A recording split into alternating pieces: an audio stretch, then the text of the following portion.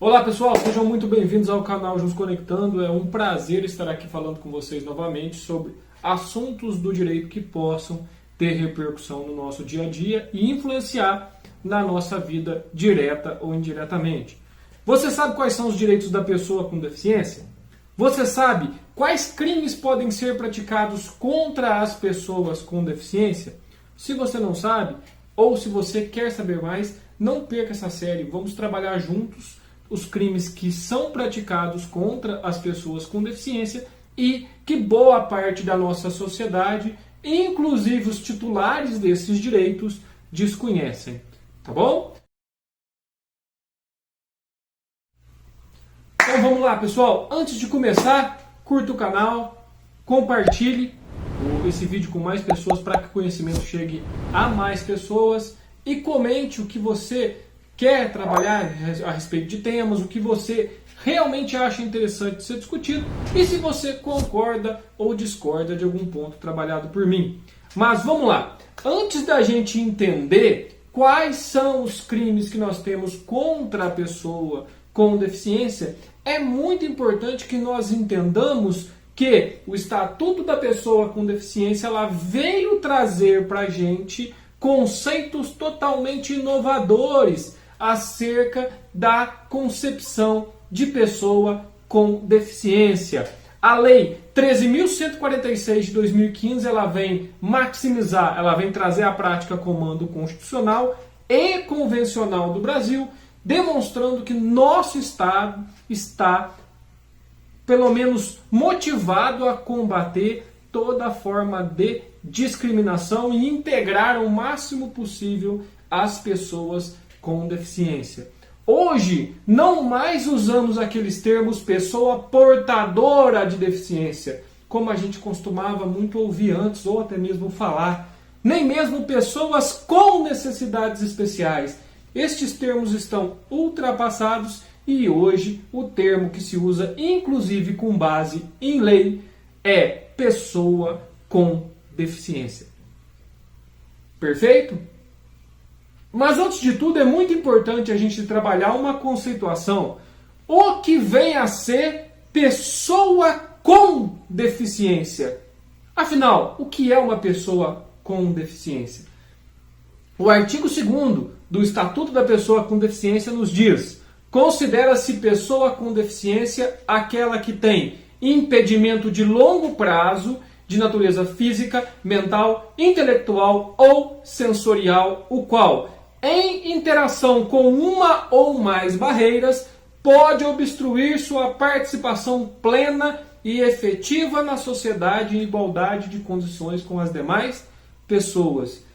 Atenção, pessoal, a gente vai estudar esse conceito nas suas minúcias, porque se eu não compreender o que é uma pessoa com deficiência, eu jamais saberei o que eu tenho que fazer para protegê-la.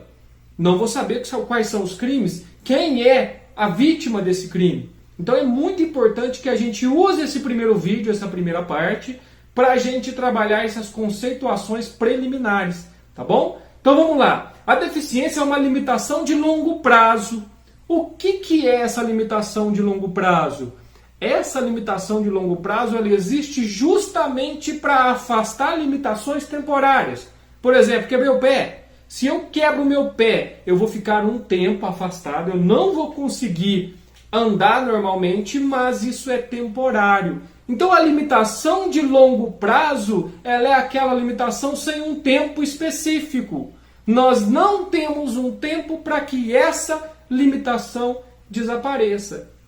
Nessa situação nós temos o tal da habitualidade da deficiência. E como exemplo eu cito o autismo. A pessoa com autismo ela é considerada deficiente para todos os fins legais. E não há prazo para que o autismo se acabe. Não há prazo para que uma pessoa com deficiência auditiva passe a ouvir bem, a ouvir normalmente, sem a ajuda de aparelhos. Então tudo isso tem que ser entendido no contexto. Essa limitação deve atrapalhar o seu desempenho para exercer uma vida plena em igualdade de condições com as demais pessoas. Só que a lei fala algo muito interessante para a gente. Ela fala que a deficiência ela deve constituir em uma barreira que vai impedir essa pessoa de ter uma vida normal, uma vida plena e efetiva, se não houver essa equidade por parte da lei e por parte dos demais entes do Estado. Mas o que é barreira? A barreira, ela é toda forma de dificuldade, pessoal. Está lá prevista no artigo 3º da Lei Brasileira de Inclusão ou do Estatuto da Pessoa com Deficiência. São nomes sinônimos, tá bom? Então, barreira sendo qualquer dificuldade, ela pode ser comportamento, ela pode ser qualquer coisa que venha atrapalhar a participação social da pessoa com deficiência. Seja de acessibilidade, de liberdade de movimento, liberdade de expressão, de comunicação, direito à informação, compreensão ou segurança, quiçá educação. Então esses fatores, essas barreiras vêm justamente para atrapalhar. E a lei vai tentar garantir equidade para que superemos essas barreiras. Só que a lei exemplifica algumas barreiras que são muito importantes que nós compreendamos. Por quê? Porque nós vamos tratar delas no direito criminal quando tratar de preconceito. Então vamos tratar um conceito simples delas. O que são, por exemplo, as barreiras urbanísticas? Toda barreira urbanística está relacionada ao ambiente urbano. É aquela barreira relacionada à acessibilidade da pessoa com deficiência, para a gente saber se ela tem ou não condição de acesso em igualdade de condições com as outras pessoas. Como, por exemplo, em um parque de diversão, aquele gestor do parque, mesmo se privado, ele pega e não deixa meios para que as pessoas com deficiência, seja elas qual for, possa se divertir em igualdade de condições com as demais pessoas. Então olha que interessante, nós temos aí inúmeras situações que vão deixar clara a necessidade da liberdade de locomoção da pessoa com deficiência em perímetro urbano. Agora, é lógico, nós temos também as barreiras chamadas arquitetônicas, que são relacionadas não mais ao perímetro urbano em si, mas aos prédios. São aquelas barreiras que exemplificam dificuldades nos prédios. Vamos imaginar uma Câmara Municipal, uma Prefeitura, um fórum, uma delegacia, ou até mesmo um consultório médico particular, ou seja, aquele estabelecimento particular, mas de acesso a público, que não possibilita rampa de acesso para cadeirante, não tem elevador de acesso para os andares superiores. Como que o cadeirante vai andar, vai se locomover em igualdade de condições com os demais? Porque teoricamente a existência, a superação da barreira seria: ele vai andar ao seu modo, na cadeira de rodas, evidentemente, mas ele vai se locomover como qualquer outra pessoa. Então isso é muito importante e é muito interessante que nós saibamos disso. Também temos as barreiras no transporte. Quais são essas barreiras no transporte, pessoal? É aquela barreira relacionada a toda a infraestrutura de transporte. Não basta você ter um veículo, um ônibus circular, por exemplo, com a rampa de acesso ao cadeirante, o elevador de acesso, o cadeirante chega, encosta a cadeira de roda e acessa. Se você não tem horários de ônibus com acesso compatíveis com as demais pessoas, eu coloco apenas um horário de ônibus para cadeirante, adaptado para cadeirante. Vai servir? Não. Vai constituir uma barreira da mesma forma. Por quê? Porque nós continuamos a impedir que ele exerça seus direitos na condição de igualdade com as demais pessoas. Temos também barreiras de comunicação e de informação. São barreiras sérias. Por quê? Elas perpassam por barreiras de ordem comportamental.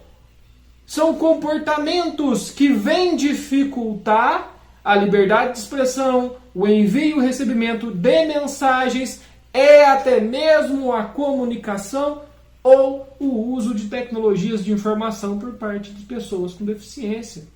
É só a gente imaginar, gente, ela não basta a pessoa com deficiência ter acesso aos setores, aos meios de comunicação. Ela também deve ter a liberdade de se expressar. E liberdade de se expressar significa participar com efetividade. Ela deve ter esse direito de participar com eficiência. Imaginemos um programa de televisão, e a gente ainda vê isso, um programa de televisão que não adota a linguagem de sinais. Nós não temos ali intérpretes para que aquelas pessoas que não saibam ler ou que não ouçam possam entender tudo o que é dito.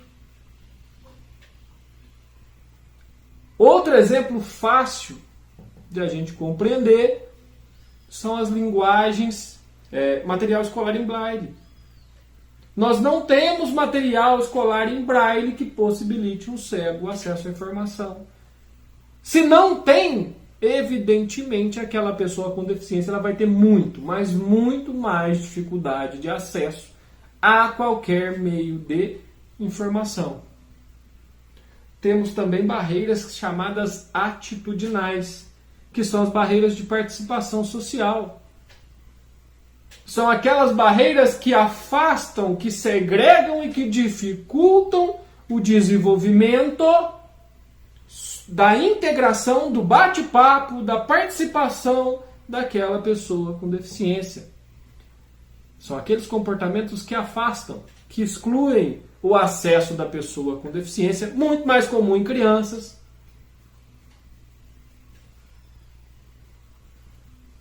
Por exemplo, atividade de grupo em escolas. Você não tem uma atividade de grupo pensada para a criança com deficiência.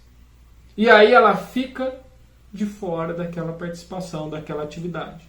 Mesmo que ela quisesse fazer. Cito como exemplo uma apresentação pública, em qualquer escola particular que seja, só para deixar claro que abrange também os entes particulares, né? Em que a professora, mesmo tendo o aluno com deficiência visual, promove um evento de apresentação de trabalhos que não viabilizem a apresentação por parte dele ou sua participação. Veja como é sério. Estão vendo como existem várias barreiras? Mas nós não podemos esquecer ainda, sobretudo nesse mundo de hoje, em que tudo é tecnológico, as chamadas barreiras tecnológicas, que são aquelas barreiras que impedem ou vêm dificultar o acesso e dificulta muito da pessoa com deficiência ao desenvolvimento tecnológico. Se cria um software de aparelho telefônico, de aparelho celular, mas esse software não é preparado para entender, para trabalhar a questão da pessoa com deficiência visual, a pessoa com deficiência auditiva, a pessoa com deficiência sensorial. Então os softwares já devem ser desenvolvidos de forma que toda pessoa consiga acessá-lo. Então é muito importante a gente compreender essa questão da barreira. Porque a barreira, sim, é algo muito sério, é algo muito grave e é algo a ser superado. Só que nós temos outro problema, que é o problema do preconceito. E o que é preconceito? O que seria o preconceito? O preconceito, pessoal, nada mais é do que um prejulgamento que a pessoa ou um grupo social faz de alguém com deficiência, estamos tratando aqui da pessoa com deficiência, faz de alguém com deficiência já de forma genérica, determinando que ele não consiga exercer determinada atividade. Todo cadeirante é incapaz de fazer isso, de praticar determinado esporte. Todo cego é incapaz de determinada atividade. Essa generalização ela decorre de um preconceito. Cada deficiência ela deve ser analisada de acordo com a pessoa que a possui. Cada pessoa com deficiência é única e isso deve ser trabalhado. Não dá para generalizar. E é isso que o Estatuto da Pessoa com Deficiência vem para combater. Então entendam, é um preconceito. Trazendo para o campo do autismo, todo autista não possui empatia. É uma forma de preconceito. Por quê? Porque deve ser visto caso a caso. Cada pessoa é um ser único e essa pessoa deve ser trabalhada. Só que o problema é, muitas vezes preconceitos levam à discriminação. E a discriminação, gente, ela vem como um meio de inviabilizar o princípio da igualdade. Por meio da discriminação, a gente começa a tratar a pessoa com deficiência como se fosse uma pessoa diferente. E ela não é uma pessoa diferente, ela só tem uma deficiência. Ela só precisa de determinada ajuda, de determinado ponto de equidade, para que ela haja, atue, exerça a sua vida em igualdade de condições, em igualdade de oportunidades. A discriminação nada mais é que uma exclusão, uma dificuldade ou gerar uma impossibilidade de participação da pessoa com deficiência. Vejam que não é algo tão simples. Só que a discriminação, gente, ela é proibida. Está lá no artigo 4º do Estatuto da Pessoa com Deficiência. Toda pessoa com deficiência tem direito à igualdade de oportunidades com as demais pessoas e não sofrerá nenhuma forma de discriminação. Então vejam, a lei deixa claro. Só que ela ainda conceitua no caput, no artigo 4º que a gente acabou de ler, ela fala: nenhuma pessoa sofrerá discriminação. Só que no parágrafo 1º ela vai dizer pra gente o que é a discriminação. Vamos ver juntos? Considera-se discriminação em razão da deficiência toda forma de distinção, ou seja, você tratar diferente, restrição, você limitar, ou exclusão, você impossibilitar, por ação ou omissão, tanto faz se você está agindo ou se você está deixando de agir. Eu estou vendo uma pessoa ali não conseguir igualdade, mesmo assim eu deixo de agir, eu fico te olhando e deixo para lá. Sou um responsável ali, deixo para lá, estou praticando também. Que tem o propósito ou efeito de prejudicar, atrapalhar, impedir, que é o impossibilitar, ou anular, deixar ela sem exercer. O reconhecimento, então o reconhecimento legal, ou o exercício dos direitos e das liberdades fundamentais de pessoa com deficiência, incluindo a recusa de adaptações razoáveis. Então vejam, gente, a discriminação não é só exclusão. A discriminação é o tratamento diferente, é a restrição de direitos.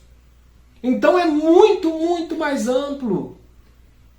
Aqui nós temos a ideia de tratamento desigual, cuja finalidade, a razão específica é prejudicar, impedir ou anular o exercício de qualquer direito da pessoa com deficiência. Só que tem um detalhe. A lei fala em adaptações razoáveis e fornecimento de tecnologias assistivas. O que é isso? A lei fala de adaptações razoáveis porque é muito comum. O argumento que se usa muitas vezes para não dar o direito da pessoa com deficiência: fica caro. Determinada instituição não tem condições. É muito complicado. Tem a APAE, ela pode estudar na APAE ali. A APAE exerce um trabalho maravilhoso. Só que muitas vezes não é caso. Entendam, o negócio é muito sério. As adaptações razoáveis são o quê? São todas aquelas adaptações que não impliquem em um alto custo desnecessário e excessivo ao proprietário. Só que desnecessário e excessivo é aquele custo desproporcional, não é um aumento de custo aceitável. Então a situação ela é muito, muito mais complexa do que parece. Olha o que o artigo 3º, no seu inciso 4º, nos diz, do Estatuto da Pessoa com Deficiência. Adaptações razoáveis são adaptações, modificações e ajustes necessários e adequados que não acarretem ônus desproporcional e indevido, quando requeridos em cada caso, a fim de assegurar que a pessoa com deficiência possa gozar ou exercer em igualdade de condições e oportunidades com as demais pessoas todos os direitos e liberdades fundamentais. É um exemplo colocar rampa de acesso em toda escola. Professor de apoio para criança com deficiência. Tudo isso é adaptação razoável. São adaptações que têm sim um custo, mas não têm um alto custo. Ah, mas tem custo. Assim como tem custo você fazer uma porta, amigo. E quando você faz uma porta, você tem que pensar que além da porta, você tem que fazer meios para que a pessoa chegue à porta. E nem todo mundo anda normalmente. Muitas pessoas andam de cadeira de roda. Então se locomovem por meio de cadeira de roda. Se não tiver rampa de acesso, ela não vai conseguir chegar. Ah, mas o exemplo de escolas. Professor de apoio é muito caro. Não é. Se você for olhar dentro da estrutura escolar, não é. É muito pior você disponibilizar o ensino, mas você selecionar quem pode ou não estudar naquele lugar. Sendo que a lei manda. Então veja que a situação ela é muito, muito, muito, muito, muito clara. Assim como o uso de tecnologias assistivas. O que são essas tecnologias assistivas? Vão ser equipamentos e técnicas que vão e podem ajudar pessoas com deficiências a executar determinada atividade. Seja lhe dando mais liberdade ou independência. É bem tranquilo, para ficar claro para vocês, uma cadeira de rodas, uma bengala, aparelhos de audição, tudo isso é tecnologia assistida. Só para concluir, olha o conceito de tecnologia assistida, também está no mesmo artigo, só que no inciso 3. Tecnologia assistida ou ajuda técnica são produtos, equipamentos, dispositivos, recursos, metodologias e estratégias, práticas e serviços que obtivem promover a funcionalidade relacionada à atividade e à participação da pessoa com deficiência ou com mobilidade reduzida, visando a sua autonomia, independência, qualidade de vida e inclusão social. Lembrando que no nosso estudo aqui nós estamos a tratar das pessoas com deficiência e não das pessoas com mobilidade reduzida. Pessoal, primeiro, agradeço a vocês pela paciência, por aguardar. Essa é a primeira parte, ela trata de aspectos introdutórios que nós vamos ter que saber para tratar dos crimes. Na próxima, nós vamos tratar da Constituição da República, de tudo que a Constituição fala e iniciar os estudos dos crimes contra as pessoas com deficiência. Espero que esteja ajudando vocês, que esteja de fácil compreensão. Peço a vocês que curtam, compartilhem, deem seu like, assim vocês me ajudam a crescer, a motivar meu trabalho no canal e que sugiram mais temas para a gente trabalhar. São temas importantes e temas que podem repercutir e causar dúvidas no dia a dia. Tá bom? Então, muito obrigado a todos, fiquem com Deus e até a próxima.